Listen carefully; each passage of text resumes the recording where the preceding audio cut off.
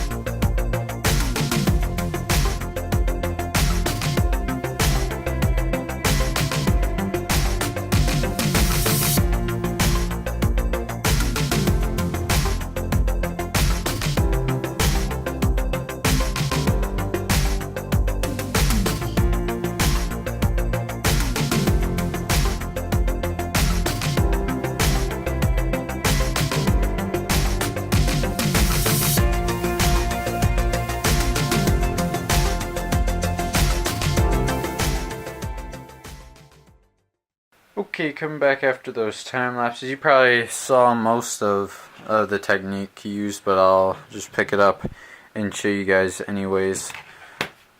So we have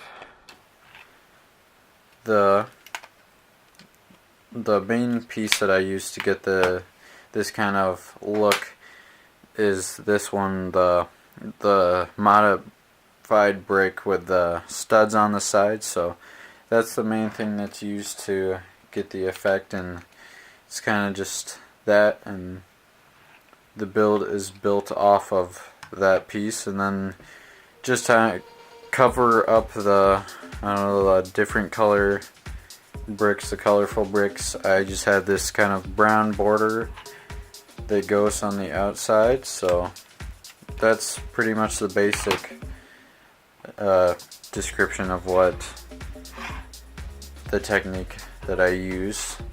So I don't know, I like how it turned out. It's got the nice brown border. It's not like the traditional square Lego. It kind of gives you a more of a dirt effect.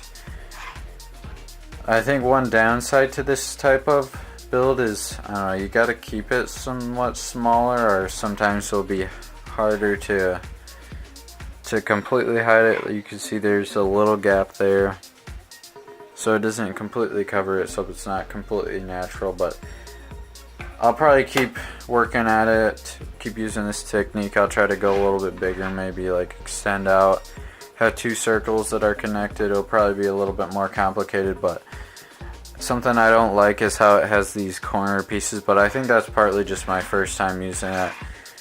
Of course, there's going to be some bad things like that happen.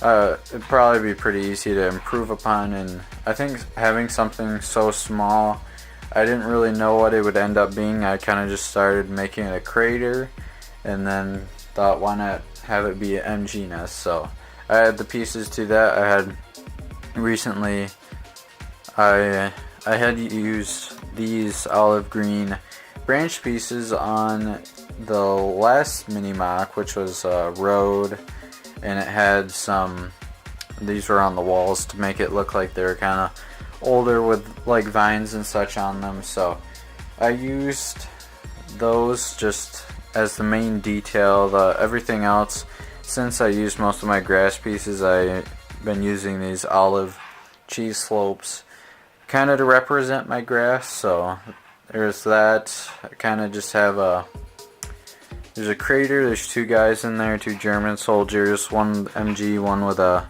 Kar 98, so you can kind of see them in there. They're my camoed up guys, my better camo.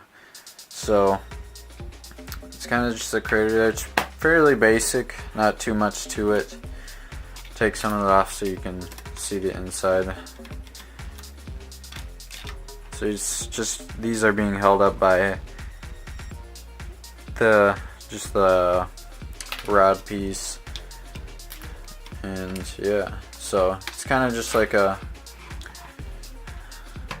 crater that they partly dug out and then covered it up with bushes so it could be a ambush position with the MG42, which is a pretty big tactic in World War II. The MG42 was such a good machine gun that they just kind of leave a few German soldiers behind with one, and they could hold enemy column for a while just because of the great rate of fire that the MG42 had. So those are my camoed guys. Thought I'd use those because they're kind of my favorite dudes at the moment that I have. So there's them. And that's kind of it. So not too much to it. It's kind of a small thing. It's definitely something I'll probably continue on with the mini MOCs, using this technique to continue to improve it. And since I got some Bricklink orders, I'll have some more pieces, so the details will probably improve and the scale will get a little bit bigger, and that will allow me to do a little bit more stuff instead. Like, since it was this small, I wasn't really sure what to do, so crater was a good option, so that's what I went with. So that's it for this video. Hope you guys enjoyed it.